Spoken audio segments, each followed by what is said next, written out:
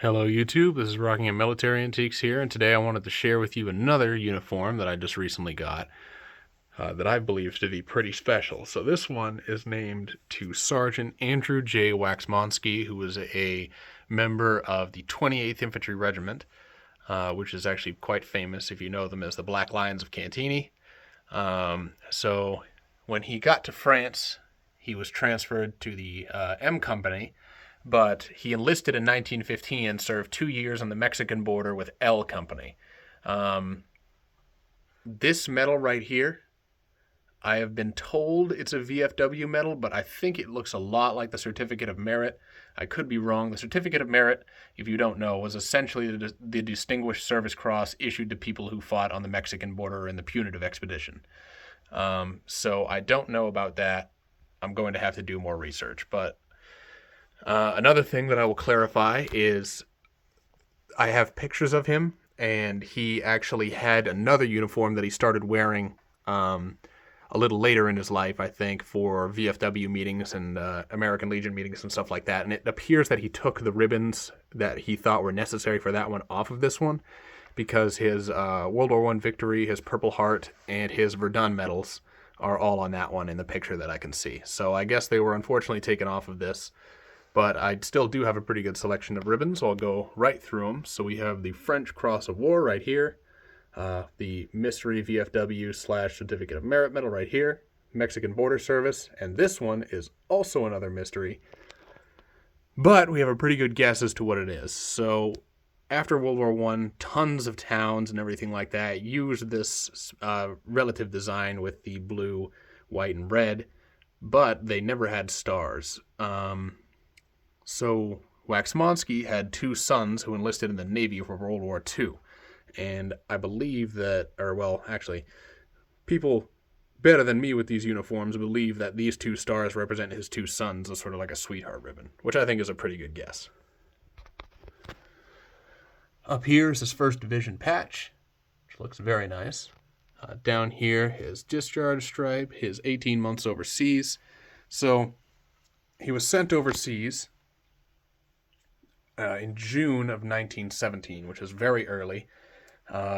He was with the first troops that landed in France for World War I. He was sent home early, though, due to a wound he received, which I will get into a little bit. This collar disc is very nice, by the way. I'm glad to have one of those. On this side, you'll see his sergeant rank patch. He was promoted to sergeant in November of 1917, I believe. Before that, he was corporal for pretty much all of his time serving on the Mexican border. And down here, you will see 3 wound stripes, which is the most I have on a uniform, and I took the jump from only having uniforms that had 1 wound stripe to 3. So, he was wounded 3 times. I know what the wounds are, but I don't know in which order they happened, so he was gassed, shot in the right leg, and then sprayed with shrapnel basically from his face to his feet on the front. And I have an educated guess as to which one each is. So the first wound took place on April 2nd of 1918 in an unnamed raid in the Toul defensive sector. I believe that was gas, because at the time there wasn't a ton of actual combat happening between the Americans and the Germans.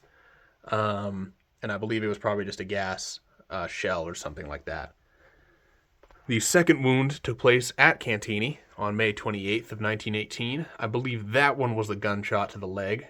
I think that the first two could be interchangeable. Actually, probably not. I think that Cantigny was the gunshot to the right leg.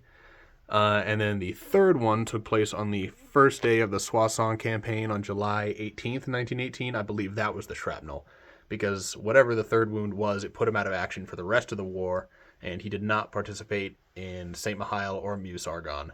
So it's kind of funny.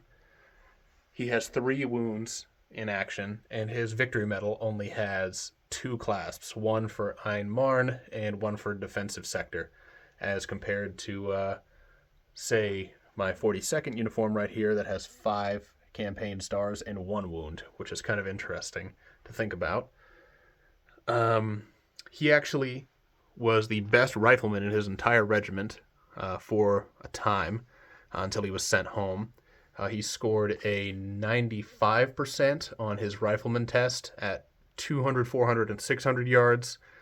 And he was the best in his. He was actually published in the Stars and Stripes, so I found his article in the Stars and Stripes, which is very cool. Some of you who might have watched some World War I veteran interviews know that Arlie Oppenheim won the best marksmanship for the Army for the AEF Rifleman tournament, which was, he was in second place, and there were Marines in first and third place. So this guy beat Arlie at one point, so maybe he would have beaten him if he was still in country or still able to shoot. Who knows? But yeah, this uniform I think is very cool. Obviously, 3 wounds is definitely something. And right here I have his Verdun Medal Certificate, which I believe is like post-war by a decent bit. Also, it has him listed as a first sergeant for some reason. I don't know why that is. There's a lot of these little errors. I also believe that this is way post-war because on here he's listed as Andrew J. Waxman, which he did actually Americanize his name sometime in the 30s or 40s or something. But I just think it's very cool to have all this. And unfortunately, I can't show you all the digital research, but I found his wounds through a World War II draft card that the seller gave me. And, I kind of just guessed at which might be which. But thank you guys for watching, and I will see you in the next video, which hopefully will be coming soon with a very big grouping that I recently purchased.